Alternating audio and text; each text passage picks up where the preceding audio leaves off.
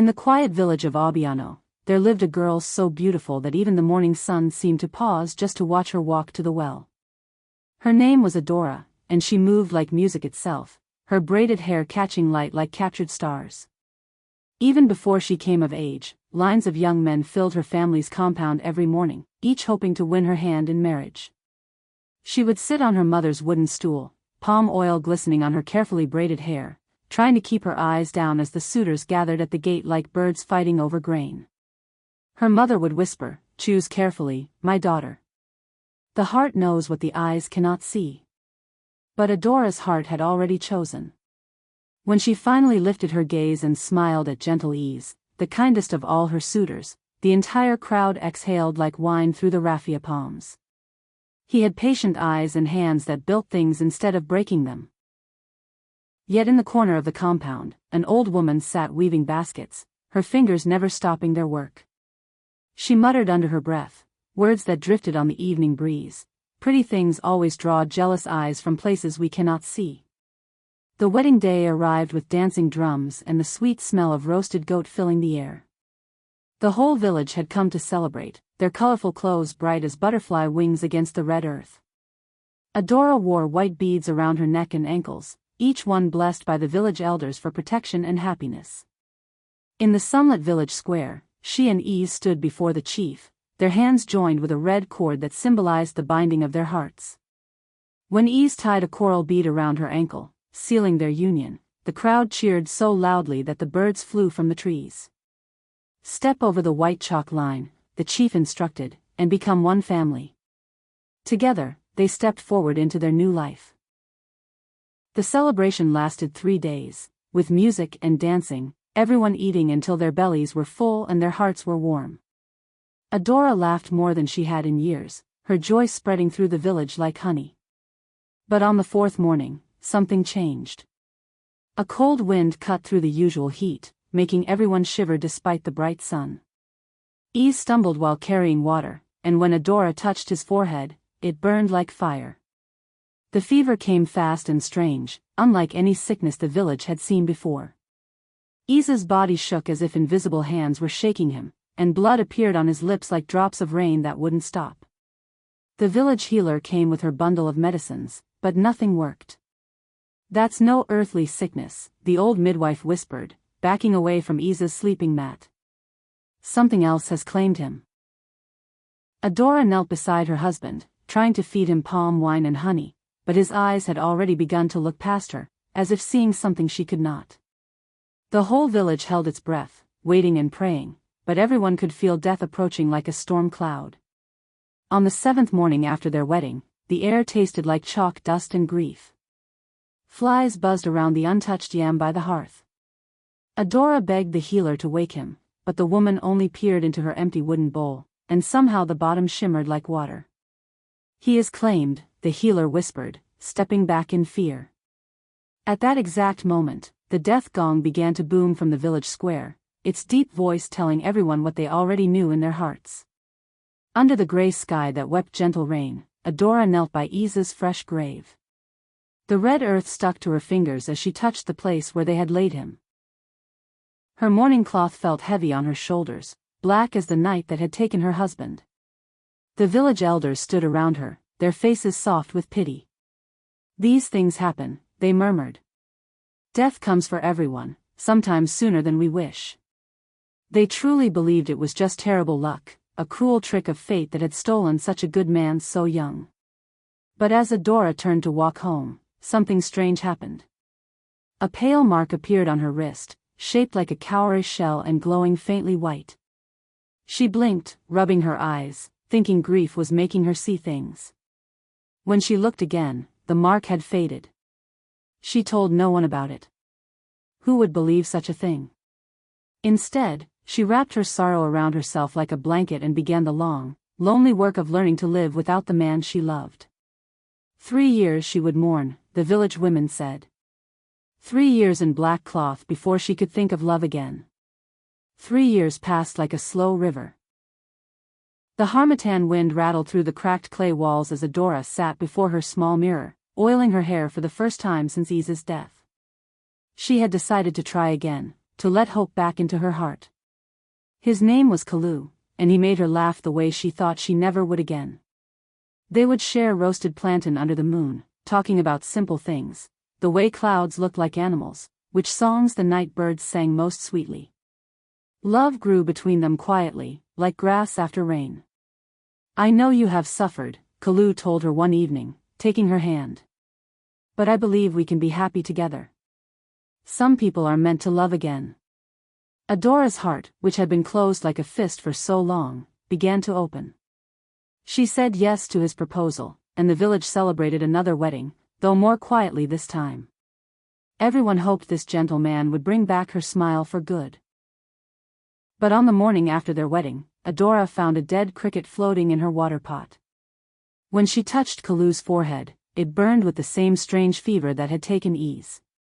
The sickness followed the same terrible path. Kalu burned with fever, his body shaking, blood dotting his lips like red flowers. The healer came again, but her medicines were useless against whatever force had claimed him. On the 7th day, as the morning mist lifted from the ground, Kalu breathed his last breath. The death gong rang again, its voice echoing off the hills like a sad song that would not end. At the funeral, the air smelled of bitter herbs and burning sage. Mourners circled Kalu's grave, their voices hollow with grief and something else, the first whisper of fear. Adora stood upright though her legs shook like leaves in wind, trying to be brave for those who watched. A small child, standing with his mother, counted on his fingers, 2 husbands, 2 graves. His innocent words fell into the silence like stones into still water. When Adora walked past the mourners to go home, some of them crossed themselves and stepped aside. An old woman hissed quietly, "Husband killer." The words followed Adora like smoke, sticking to her clothes and hair, marking her with a shame she didn't understand but couldn't escape. The seasons turned, but the pattern remained the same. Adora married again, and again, and again. Each time, hope would bloom like flowers after rain. Each time, death came on the 7th day like a faithful, terrible friend. By her 7th wedding, the celebrations had grown thin. People came because custom demanded it, but their faces were tight with fear. Children counted the days on their fingers, waiting for what they knew would come. 7 husbands gone, the palm wine tapper muttered as Adora passed his stand in the market. The number followed her everywhere she went, whispered behind hands and carved into the air with pointing fingers. They called her witch now, the word spreading through the village like smoke from a grass fire. When she walked to the stream to fetch water, even the goats would skitter away from her path. Dogs whined and hid when she passed. She had become a living curse in her own home, a woman who brought death to everything she touched. The beautiful girl who had once made the whole village smile was now the shadow everyone feared to cross. Evening fell purple and soft as Adora made her way to the stream alone. Frogs croaked in the reeds and fireflies blinked like tiny stars in the growing darkness. She preferred to fetch water when others wouldn't see her, when she could pretend for a moment that she was still the girl who had once been loved. She knelt by the black water and lowered her calabash gourd to fill it. The water was cool and clean, reflecting the first stars like scattered silver coins. Behind her, laughter echoed through the trees. A group of children had followed her, and now they stood in a cluster, picking up stones from the path. "Witch bride, death bride," they chanted, throwing pebbles that splashed into the water around her. Startled, Adora dropped her gourd. It hit the water with a soft splash and then, impossibly, kept sinking, as if invisible hands were pulling it down to the muddy bottom. She stared at the place where it had vanished, her heart hammering like a bird trapped in her chest. The water where her gourd had disappeared remained still as glass, reflecting nothing. The morning sun blazed white-hot over the market, glaring off piles of cassava and dried fish. Market women hawked their goods and spat cola nut shells into the red dust, their voices sharp in the heat. Adora spread her mat in a corner, hoping to sell groundnuts quietly before the taunts began. But peace never lasted long. A village dog approached her mat, sniffed once, and backed away whining as if it had smelled something rotten. "Her shadow poisons even the beasts," a trader murmured, loud enough for everyone to hear. The whispers started like they always did, small and mean, growing louder as more voices joined in. Someone laughed cruelly. Another person made the sign against evil. Adora kept her eyes on her groundnuts, counting them over and over to keep from crying. Then a calm voice cut through the jeers like a knife through cloth. Enough. The market fell silent. A tall young man stepped through the crowd, Obi, the drummer who played at celebrations. His eyes were kind but fierce, and when he looked at the people around Adora's mat, they suddenly found other places to be. "She's done nothing to you," he said quietly. "Leave her alone." Under the great silk cotton tree where the village held its meetings, cicadas screeched in the afternoon heat. The boys who had been throwing stones at Adora scrambled up like army ants, ready to pelt her again with their cruel games. But Obi stepped in front of her like a shield, his tall frame blocking their stones. "I love her," he said simply, his voice carrying across the square like the deep beat of his own drums. The entire market went silent. Even the cicadas seemed to pause their noise. Such words had not been spoken about Adora in years, not since people had begun to fear her. An elder pushed through the crowd, his face twisted with worry and anger. "Then you will die, boy," he growled, shaking his walking stick at Obi. 7 men have tried to love that cursed woman. 7 men lie in the earth because of her. Obi never took his eyes off Adora's face. Her eyes were wide with fear, not for herself, but for him. "Not before I know why," he said firmly. The elder spat in the dust. "Some questions are too dangerous to ask." But Obi had already decided. He would find the truth, whatever the cost. The elder's hut was thick with smoke from burning palm oil and the sweet scent of kola nuts. Shadows danced on the mud walls as Obi knelt before the circle of old men, their faces carved by time and wisdom. "You seek our blessing to court the death woman," the eldest said. It was not a question. News traveled fast in their small village. "I do," Obi said, keeping his head bowed respectfully. "But I also seek to understand why she must suffer this curse." The elders murmured among themselves in the old language, their voices like wine through dry leaves. Finally, the eldest spoke again, his words heavy as stones. "Long ago, before your grandfather's grandfather was born, Adora's great-grandparents were poor as dust. They went to the river spirit and made a bargain, wealth for their family line, in exchange for one thing. They promised him a bride from their blood." Obi's head snapped up. "A river spirit? Any mortal man who tries to marry her becomes his rival," the elder continued. "And the river takes what threatens him. The debt must be paid, boy. Turn away while you still can." But Obi rose to his feet, his jaw set like stone. "Then I will pay it differently." That night, moonlight painted silver patterns on Adora's mourning cloth as she sat in her small yard, grinding pepper on a flat stone. The work kept her hands busy while her heart ached with a new kind of fear, not for herself, but for the brave young man who claimed to love her. She heard his footsteps on the path before she saw him. Obi approached slowly, as if she might run away like a frightened deer. "You must leave me be," she whispered when he knelt beside her grinding stone. "I have buried 7 good men. I won't bury an 8th. Her voice broke on the words, and tears she had been holding back for years began to fall like rain after a long drought. But when Obi reached out and gently touched her hand, something impossible happened. The pale cowrie-shaped mark on her wrist began to glow like captured moonlight. A single drop of water slid from the mark and fell to the ground, though the night air was dry as bone. They both stared at the glowing mark until it faded. "You see?" Adora whispered. "I am marked by something that will kill you." Obi's hand tightened around hers. "Then we must find a way to break the mark." At dawn, mist curled like smoke around the base of the great Irako tree that marked the village shrine. Obi knelt in the damp grass before the chief priest, an old man whose eyes held the deep, dark color of river water. "You seek to free the cursed woman," the priest said. Like the elders, he already knew why Obi had come. "I do, Father." "Tell me how." The priest was quiet for so long that Obi began to wonder if he had fallen asleep. When he finally spoke, his voice was like water flowing over stones. She is already married in the spirit world. The river husband claims her as his own, and he kills any mortal man who tries to take his place. To free her, you must complete 7 cleansing rites. Obi's heart lifted with hope. I'll do anything. Each rite may kill you, the priest continued. The river spirit will fight you at every step. He has had her for generations, he will not give her up easily. What must I do? The priest reached into his leather pouch and pulled out a piece of white chalk. First, you must face him in the place of beginnings. Draw a circle at midnight in the village square, and call her name without fear. Midnight fell over the village like a heavy blanket.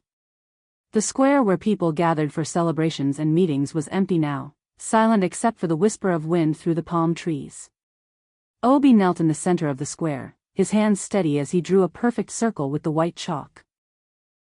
The line glowed pale in the moonlight like a ring of captured stars.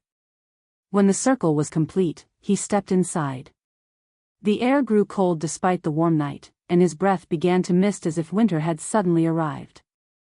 Adora, he called out, his voice echoing off the mud houses. I speak her name without fear. The chalk circle began to fill with dark water, though the ground beneath it was dry. The water rose and rose until it lapped at Obi's feet, cold as mountain streams. From the depths of the impossible water, a voice spoke, She is mine, mortal man. She has always been mine. The chalk circle cracked and crumbled like dry bones, but Obi stood firm. The first rite is complete, he whispered to himself, though his heart hammered like thunder in his chest. The second rite led him to the Hill of Ash, where the village burned its dead during times of plague. At noon, when the sun blazed directly overhead, Obi climbed the gray slope carrying a clay pot filled with glowing coals. The wind seared his face like the breath of an angry god, and the ash beneath his feet shifted and slid, making each step treacherous. He was halfway to the summit when the ground began to shake. The coals in his pot flared bright blue, and a voice hissed through the burning wind, Turn back now, or drown where you stand, far from any water. But Obi pressed on, step by careful step, until he reached the top of the hill. There he set down the pot and watched the blue flames dance like spirits in the harsh light. The second rite is complete, he said aloud, though sweat ran down his face like tears. Far below in the village, people saw the blue fire on the hill and whispered prayers for the brave young man who dared to challenge the river spirit. They all knew the old stories. Most who tried such things never came home. But Obi descended the hill safely, though his hands shook for hours afterward. The third rite took him to the river bend at dusk, where mosquitoes whined like tiny demons in the heavy air. The priest had told him to find a snail shell in the mud, not just any shell, but one that would call to him. He waded into the shallow water, feeling with his feet for the shell that would be different from all others. The water was warm as blood and thick with weeds that wrapped around his ankles like grasping fingers. When his toe touched something smooth and round, he knew he had found it. The snail shell was larger than his fist and pale as bone in the fading light. Listen without flinching, the priest had said. No matter what you hear. Obi lifted the shell to his ear. At first, there was only the sound of wind and water.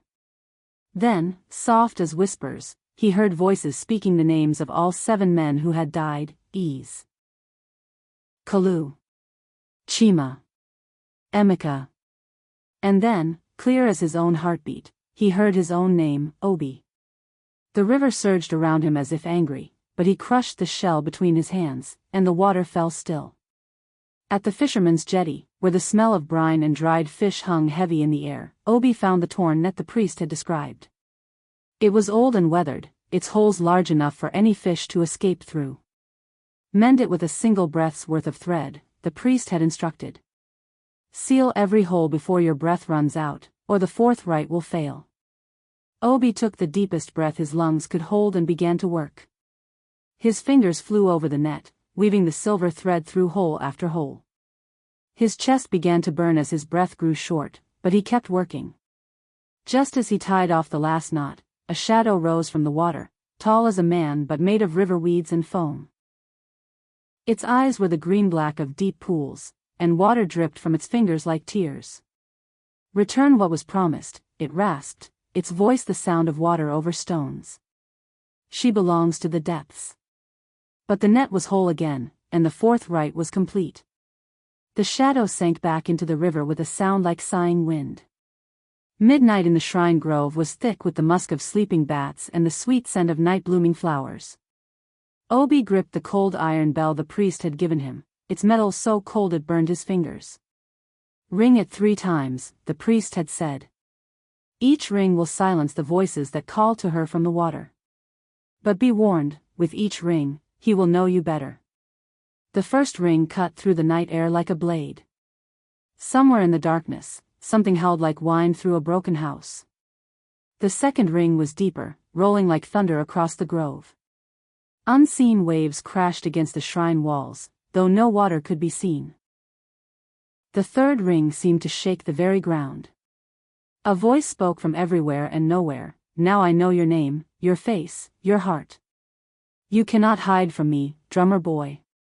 He knows you now, the priest said, stepping from the shadows where he had been watching. The final rites will be the hardest. He will try everything to stop you. But Obi had come too far to turn back now. The 6th rite led him to Drought Hill at dawn, where no grass grew and the earth was cracked like a broken pot. He carried a single leaf, dry and brittle as old paper, on the palm of his hand. Cross the hill without breaking the leaf, the priest had said. And do not listen to the visions he will send you. The hill was steep and barren, with sharp rocks that cut his feet through his worn sandals. But the real danger came from inside his own mind. As he climbed, he began to see things that weren't there, Adora in beautiful bridal cloth, reaching out to him with love in her eyes. Adora laughing as they danced at their wedding. Adora holding their children while sunset painted gold in her hair. Come to me, the visions called. Put down that silly leaf and take my hand instead. But Obi bit his tongue until blood filled his mouth, and the sharp pain kept his mind clear. Step by careful step, he crossed the hill while the precious leaf remained whole on his palm. When he reached the other side, the visions faded like morning mist. The 7th and final rite would take place at the riverbank where everything had begun. At the star-flecked edge of the water, mist rose like the breath of sleeping gods, and night sounds echoed across the dark surface. The priest had given him a sealed gourd, bound with leather cords and marked with symbols Obi could not read. Carry this into the river, he had said. Walk deeper and deeper until the water reaches your chest. Do not let the gourd sink, no matter what tries to take it from you. Obi waded in slowly, feeling the current tug at his legs. The water was surprisingly warm, like bath water heated by many fires. With each step, something brushed against his ankles, fish, he told himself, though they felt more like grasping fingers. When the water reached his chest, something coiled around his ankle like a rope made of river weeds. From inside the sealed gourd, he could hear a sound like a heartbeat, steady and strong. Cold claws scraped against his ribs, and a voice whispered directly into his ear, "Drop it, mortal man. Drop it and live." But Obi held the gourd high above his head and took another step deeper into the river. Spirit husband. Obi called out across the dark water. Show yourself to me. The river began to churn and rise, water spinning like a whirlpool though there was no wind. From the depths, something rose, tall as 3 men and crowned with river weeds and white foam.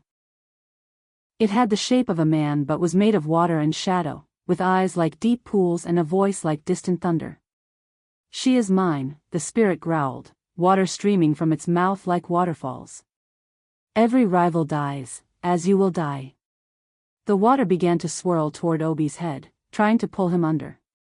The current was stronger than any living river. It was the strength of all the years the spirit had possessed Adora, all the jealousy and anger he had stored up like a dam. I have completed the 7 rites, Obi gasped, struggling to keep his head above water. I have earned the right to challenge you. The spirit laughed, and its laughter was the sound of floods destroying villages. Rights mean nothing here, little drummer. Only power matters, and I have had centuries to grow strong. At the riverbank, the priest scattered 7 bride prices, old cowrie shells, coral beads, and brass bangles that had been saved for generations. "Take these instead," he called to the river spirit. "Bride price for bride price, payment for payment." But the river spat the precious objects back onto the shore with such force that they shattered against the rocks. "I do not want gold or shells," the spirit snarled. "I take only what was promised, a wife to share my eternal waters." The spirit lunged forward, its watery hands reaching for Obi like the claws of a great beast. In that moment, when death seemed certain, footsteps came running through the reeds. "Wait!" Adora's voice cut through the night like a blade. She burst through the tall grass, breathless and wild-eyed, carrying something in her arms, an old calabash from her grandmother's wooden chest. "There is another way," she gasped. Inside the calabash lay a reed ring, woven in the old style and marked with symbols that made the priest's eyes go wide. "The sign for Nameless," he whispered. "Child, where did you find this?" "My grandmother left it for me," Adora said. "She said it would save the man I truly loved." "The old ways," the priest breathed, understanding flooding his face like sunrise. "If you become nameless, the spirit cannot claim you as rival. Names have power, without a name, you exist outside his reach." The spirit husband roared with fury, sending waves crashing against the shore. "Trickery! The old woman meddles from beyond the grave." But Obi was already slipping the reed ring onto his finger. As it settled into place, something strange happened. The world became quieter, as if he was hearing everything from very far away. The spirit's voice grew distant, like thunder from a storm that was passing by. "Speak no name," the priest warned urgently. "Not yours, not hers, not anyone's. For 7 days, you must be nameless, a man who exists without existing." Obi nodded, understanding. He could not even think his own name, or the ring's power would break. The spirit clawed at the water in frustration. "He cheats. He uses the old woman's magic." "The old ways are still the true ways," the priest replied calmly. "You know this, river husband. Even you must honor them." For 7 days, Obi would be a ghost among the living, protected by namelessness from the spirit's jealous rage. The 7th day dawned bright and golden over the village square. People came from every compound and corner, drawn by an excitement they could barely understand. Word had spread that something impossible might happen, that a man might marry Adora and live to see the sunrise. Obi stood before the chief with the reed ring still on his finger. He could not speak his own name during the ceremony, could not cry out in joy or fear. He moved through the wedding like a man in a dream, watching everything happen to someone else. When they tied the red cord around his and Adora's joined hands, the river in the distance remained silent. When they stepped over the white chalk line together, no cold wind cut through the warm air. Hour by hour, the day passed in perfect peace. The villagers counted time like heartbeats. When the sun began to set on that 7th day, and Obi still breathed, still stood, still smiled at his bride, the entire crowd dropped to their knees in wonder. The curse was broken. The river husband's claim was ended. Adora was finally, truly free. Evening stew sent its warm, rich scent drifting through the air as children chased fireflies around Obi and Adora's compound. Their laughter was bright as music, their joy infectious as they witnessed something their parents had never thought they would see. Adora's happiness returned like sunlight after a long storm. On the 7th night after his wedding, Obi spoke his name aloud for the first time. "I am Obi," he whispered to his wife as they lay beneath the stars. "I am your husband, and I will live to grow old with you." The river remained silent. The spirit husband, bound by laws older than memory, had accepted his defeat. Their first child was born the following year, a daughter whose laughter could chase away shadows. Then came sons and more daughters, until their compound was full of small voices and running feet. The village elders kept their promise too. They declared that no unborn child would ever again be promised to the spirits, no matter how desperate the parents or how great their need. Some prices, they had learned, were too high to pay. And Adora, who had once been feared as a bringer of death, became known throughout the land as the woman whose love was so strong it broke the chains between worlds.